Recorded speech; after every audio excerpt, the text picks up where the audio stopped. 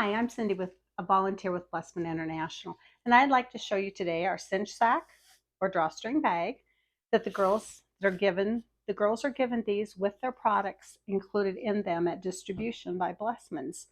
The girls love bright, colorful, pretty fabrics. Again, 100% cotton, quilter's cotton is fine, tightly woven. We expect these to last for 3 years. Um, we sew with we focus on quality sewing. Here in Iowa, let's call it the blue ribbon theory. We're sewing to take it to the fair to get a blue ribbon on it. But also think about the gift. You're giving this as a gift. You want it to be as nicely done as possible.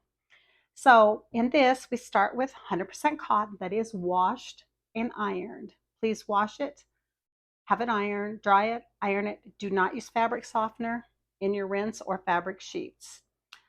We start out with pieces of the minimum size is 12 by 30. The maximum is 13 by 32. These pieces all need to be serged, completely serged around all four sides.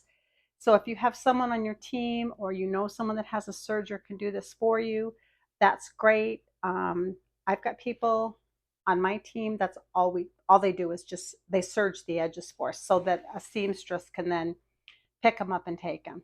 You start by folding your fabric after it's serged, washed, ironed, cut, and serged.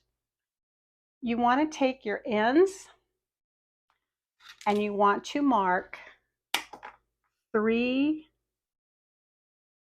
and 3 3/4 inch.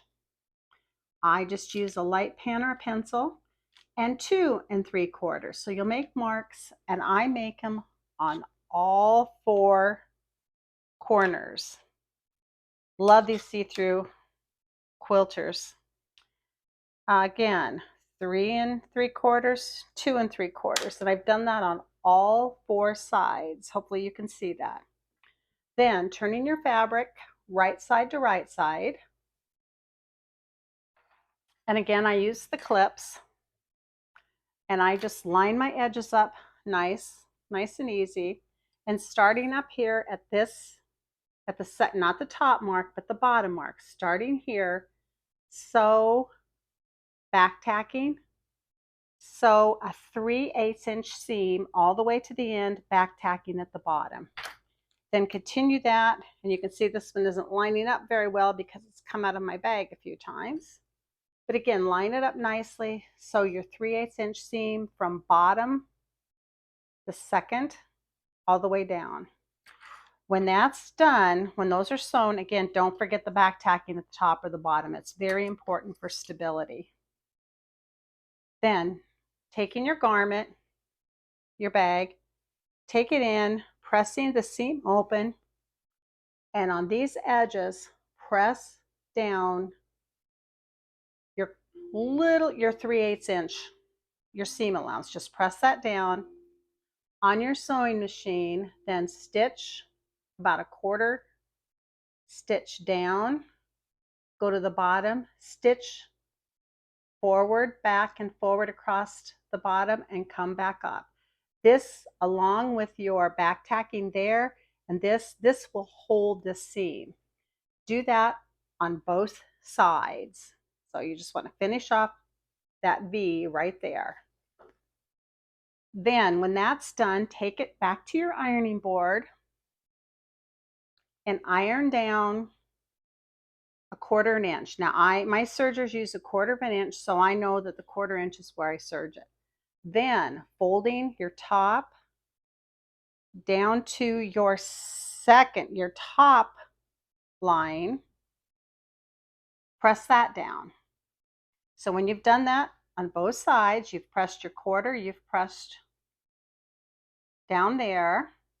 Then go back to your sewing machine and stitch down 1/8 inch, stitch down your fabric raw edge on both sides.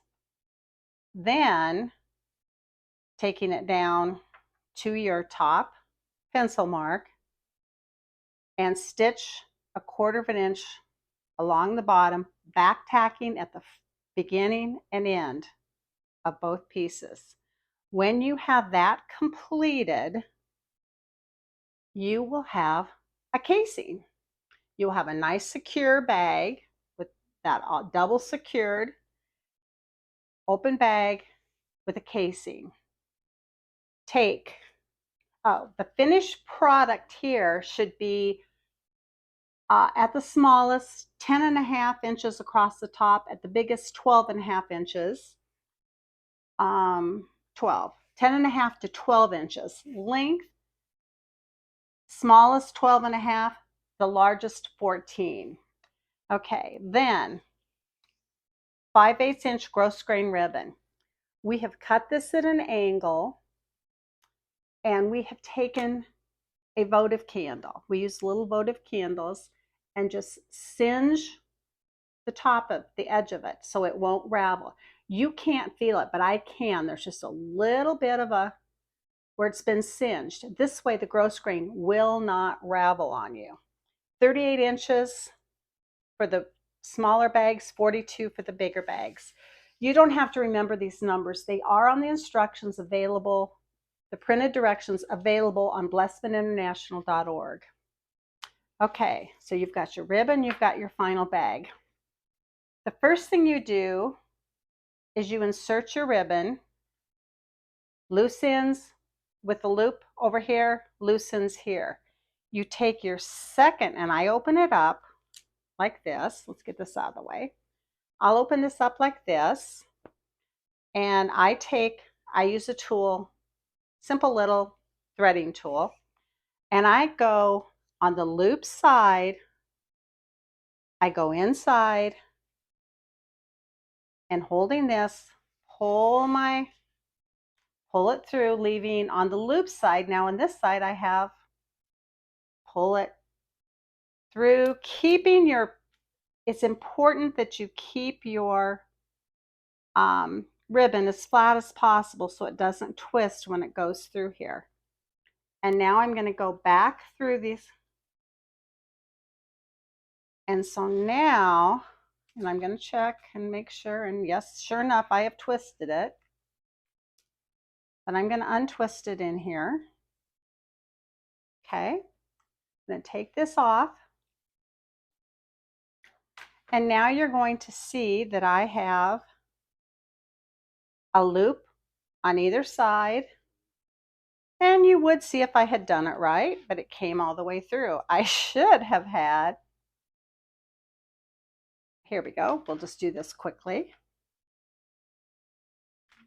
I should have held on to that when I looped back through. But I'm doing it on the inside so that it's the inside of both of the pieces of ribbon. That way they don't tangle up inside themselves inside the bag. Okay, now you will see that I have on one side, I've got a loop on either side, and I have raw edges on either side. You take these raw edges, tie them together, and you've got your drawstring bag. The pattern is available at blessmaninternational.org. You can see other components. You can see our kit information, our fabric selection information, videos, and patterns for all of the items that we put together. If you have any questions, you may contact me at Cindy at blessmaninternational.org. That's Cindy at blessmaninternational.org. Thank you and have a great day.